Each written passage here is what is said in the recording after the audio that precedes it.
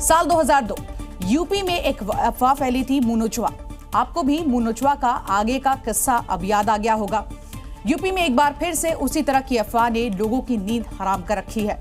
इस बार खौफ की वजह है गुमनाम ड्रोन। रात के अंधेरे में उड़ती इस दहशत ने यूपी के दर्जनों जिलों में पांव पसार लिया है और अब तो हालात इतने बिगड़े हैं कि सीएम योगी को मोर्चा संभालना पड़ा है। यानी कि ड्रोन बाजों के खिलाफ योगी के जटायु मैदान में उतर गया है और किसी ने भी अफवाह फैलाने की कोशिश की या रात में ड्रोन उड़ाने की कोशिश की तो सीधा एनएसएस के तहत यहां पर कार्रवाई होगी। यानी योगी का मैसेज क्लियर है, कानून से खिलवाड़ किया तो हंसना खेलना भूल जाओगे। लेकिन सवाल उठता है कि आखिर एक अफवाह इतनी बड़ी क्यों हो गई कि खुद योगी को मोर्चे पर उतरना पड़ा। तो जवाब है ये तस्वीरें। लगभग पूरा पश्चिम यूपी इन दिनों अफवाहों की चपेट में है। कहीं कबूतर को लाइटें बांधकर सुहेल शाकिब जैसे लोग अफवाह फैला रहे हैं तो कहीं टॉय हेलीकॉप्टर से दहशत की बारिश की जा रही है। लेकिन सबसे शर्मनाक तो ये है कि ज्यादातर बेगुनाह लोग भीड़ का शिकार बन रहे हैं। यही वजह है कि योगी ने सख्त आदेश दिए हैं कि दहशत फैलाने वालों पर गैंगस्टर एक्ट चलेगा, जरूरत पड़ी तो एनएसए भी लगेगा। बिना अनुमति ड्रोन संचालन पर पूरी तरह प्रतिबंध। हर जिले में ड्रोन गतिविधियों की समीक्षा होगी। कानून व्यवस्था से खिलवाड़ स्वीकार नहीं। यानी अब यूपी में ड्रोन वाली दहशत फैलाई तो बाकी का वक्त सलाखों के पीछे कटेगा। सीएम योगी ने नकलची गैंग पर एक बार फिर से बड़ा हमला किया है और सीधी वार्निंग दी है कि भर्ती परीक्षाओं में नकल की या कराई तो आपको बता दें जो अंजाम है वो 7 पीढ़ियां तक भुगतेंगी।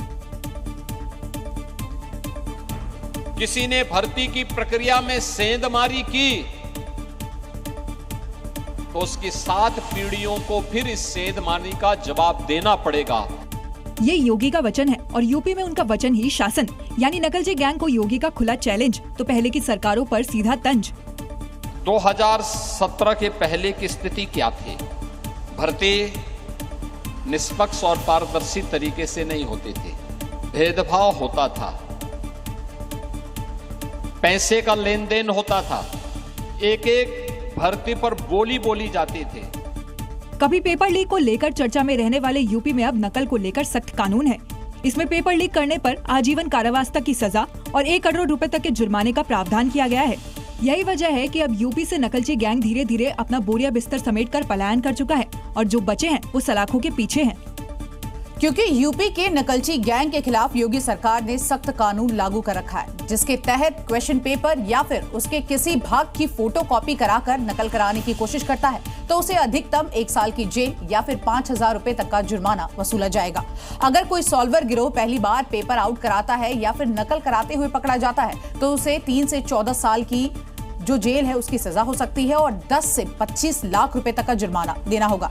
लेकिन कोई सॉल्वर दूसरी बार यही गलती दोहराता है तो उसे आजीवन कारावास की सजा हो सकती है और साथ ही 50 लाख से लेकर 1 करोड़ रुपए तक का जुर्माने का प्रावधान है। यानी यूपी बोर्ड में अब नकल माफिया एक्टिव हुए तो आपको बता दें सीधे तौर पर उम्र कैद के लिए तैयार हो जाएं। उत्तर प्रदेश की सियासत किस करवट बैठेगी इसका फैसला पंचायत चुनाव में होने वाला है जिसके लिए टीम योगी अभी से ही तैयारियों में जुट गई है। मुख्यमंत्री योगी पंचायत चुनाव से ठीक पहले गांव-गांव अभियान चलाने की प्लानिंग कर रहे हैं जिसका मकसद विधानसभा चुनाव से पहले संगठन को और भी ज्यादा मजबूत करना है और ऐसे में आज बीजेपी की बड़ी बैठक भी हुई। इस बैठक का एजेंडा सरकारी योजनाओं को धरातल पर लाने का था, गांव-गांव वोटर्स को पार्टी से जोड़ने का था जिसकी शुरुआत हो चुकी है और सीएम योगी के साथ प्रदेश अध्यक्ष भूपेंद्र चौधरी ने बीजेपी पदाधिकारियों की ड्यूटी भी लगा दी है। अब गांव-गांव बीजेपी के पदाधिकारी दौरा करेंगे। इसके साथ सरकारी योजनाओं की जानकारी देंगे। हर घर तिरंगा अभियान की तैयारी भी हो रही है जिसे 2027 को ध्यान में रखते हुए फैसला लिया गया है। कहा जा सकता है कि आगामी दिनों में पार्टी तमाम नई योजनाएं लागू करने वाली है। बीजेपी के लिए पंचायत चुनाव कितना अहम है इसका इस बात से अंदाजा लगाया जा सकता है कि अब सियासी बयानबाजी भी शुरू हो गई है। फर्जी वोटों के बल पर समाजवादी पार्टी का जो कुछ आप कहीं साइकिल चलती हुई देखे हैं तो आगे पंचर रहेगा। यानी चुनाव भले ही पंचायत का हो रहा हो लेकिन इस चुनाव के बहाने बीजेपी अपने विरोधियों को 2027 में घेरने की पूरी तैयारी कर चुकी है। बिहार में 2-2 वोटर आईडी कार्ड वाले खेल में अब तेजस्वी यादव का नाम आ चुका है। तेजस्वी यादव ने पहले वोटर लिस्ट से नाम कटने का दावा किया था लेकिन वो चुनाव आयोग को घेरने के चक्कर में अब खुद ही गिर गए हैं। वोटर लिस्ट के ड्राफ्ट से कितनों का नाम कटा और खुद तेजस्वी यादव का नाम कैसे कटा, इस पर सवाल उठ रहे हैं। लेकिन चुनाव आयोग ने EPIC नंबर पर उनकी पोल खोल दी और ऐसे में अब सवाल बीजेपी ने उठाए हैं और RJD को अब निशाने पर लिया है। ये एप्लीकेशन है, मेरा भी नहीं है, हम चुनाव कैसे लड़ेंगे? सबूत देते देते खुद तेजस्वी यादव सबूतों में उलझ गए और इसी वीडियो को हाईलाइट करते हुए बिहार बीजेपी ने सोशल मीडिया पर एक पोस्ट जारी किया जिसमें दो EPIC नंबर वाले खेल में तेजस्वी यादव को निशाने पर लिया। तेजस्वी के आरोप गंभीर हैं तो पलटवार भी बेहद तीखा हो रहा है। क्या तेजस्वी यादव जी आपके पास 2 वोटर ID कार्ड है? ये जघन्य अपराध, ये भारत के लोकतंत्र और चुनाव आयोग के साथ खिलवाड़ किसने किया है? बीजेपी साफ कह रही है कि तेजस्वी यादव ने फर्जीवाड़ा किया है। ऐसे में बिहार की सियासत 2 वोटर ID पर काफी गर्म हो चुकी है। कांग्रेस के मणि अपनी ही पार्टी के लिए नाग साबित होते जा रहे हैं। उनका पाकिस्तान प्रेम तो पहले से ही जग जाहिर है। एक बार फिर पहलगाम हमले को लेकर उन्होंने ऐसा ही विवादित बयान दिया है जिससे न सिर्फ कांग्रेस सवालों में घिर गई है बल्कि पाकिस्तानियों को भी मौका मिल गया है।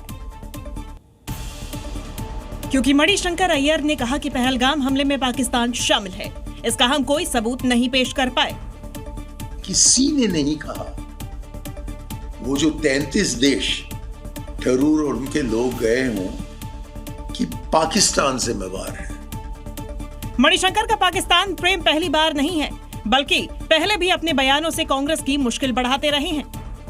तो जो प्यार यहाँ मुझे पाकिस्तान में मिलता है उससे ज्यादा दुश्मनी मुझे हिंदुस्तान में मिलता है, तो मैं तो बहुत खुश हूँ यहाँ आकर। और अब चीन के फौजी लोग पाकिस्तान के एयरफोर्स के बगल में बैठे थे इस युद्ध को चलाने के लिए, तो आप चीन से बात करने को तैयार हो तो पाकिस्तान से क्यों नहीं बात करते? मणिशंकर अय्यर के इस बयान पर बीजेपी हमलावर है तो कांग्रेस बैकफुट पर। वैसे भी मणिशंकर अय्यर ऐसे ही बयानों से अक्सर सुर्खियों में रहते हैं। और देखिए, महाराष्ट्र में मराठी भाषा को लेकर जारी सियासी घमासान का शोर अभी थमा ही नहीं था कि सनातन का मुद्दा भी यहां आधमका है। इस बार ये आग लगाई है शरद गुटवाली एनसीपी के विवादित नेता जितेंद्र आव्हाड ने, वो भी सावन के पवित्र महीने में। मराठी वाली लड़ाई में राज और उद्धव से पिछड़ने की वजह से कहीं ये एनसीपी की नई सियासी चाल तो नहीं है जिसके जरिए वो मुस्लिम और दलित वोटों में अपने लिए संभावनाएं तलाश रही है। सावन के इस पवित्र महीने में एनसीपी शरद गुट के नेता जितेंद्र आव्हाड के सनातन विरोधी बयान ने महाराष्ट्र में बारिश के इस मौसम में भी सियासी आग भड़का दी है।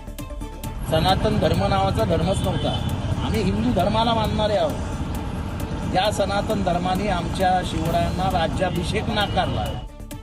शायद जितेंद्र आव्हाड हिंदू धर्म में मौजूद कुप्रथा रूपी विष को भगवान भोलेनाथ की तरह पी जाना चाहते हैं, जिसके बाद बीजेपी हो गई है हमलावर।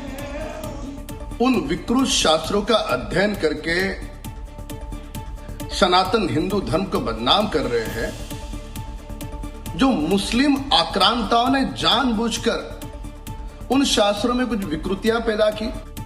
आव्हाड ने सनातन का अपमान कोई पहली बार नहीं किया है, पहले भी ये विकृति कई मौकों पर दिख चुकी है। उत्तराखंड में अवैध कब्जे वाली मजारों पर धामी का धाकड़ बुलडोजर लगातार गरज रहा है। इस बार बुलडोजर की रडार पर 4 अवैध मजारें आई हैं, जिन्हें ऑर्डर मिलते ही प्रशासन ने मिट्टी में मिला दिया। ये तस्वीरें उसी बुलडोजर एक्शन की है। ये आवाज किसी मंदिर की घंटी की नहीं बल्कि जंगल में गूंज रही बुलडोजर की गर्जना है।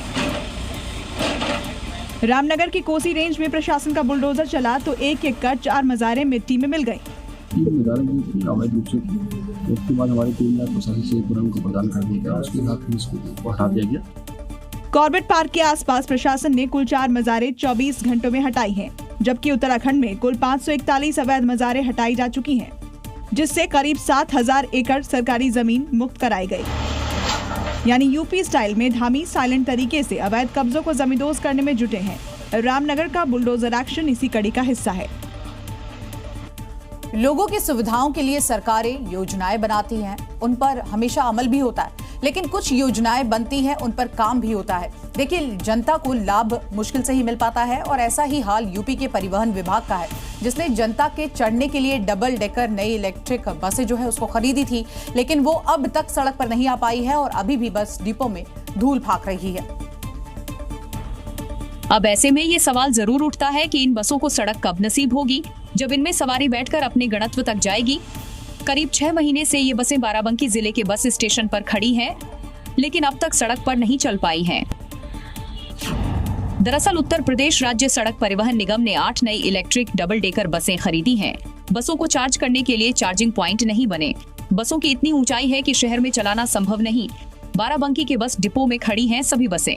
गाड़ी पहले खड़ी हो गई और चार्जिंग पॉइंट नहीं बना हुआ था और गाड़ी आके खड़ी हो गई, मुझको बाद में बताया गया। बाराबंकी की आरएम कह रही हैं कि बसें खरीद ली गई, लेकिन उन्हें इसकी जानकारी भी नहीं है। ऐसे में आप ही बताइए, बिना किसी प्लान के करोड़ों की लागत में इन बसों को खरीदकर क्या फायदा, जब ये डिपो में खड़ी धूल फांक रही है।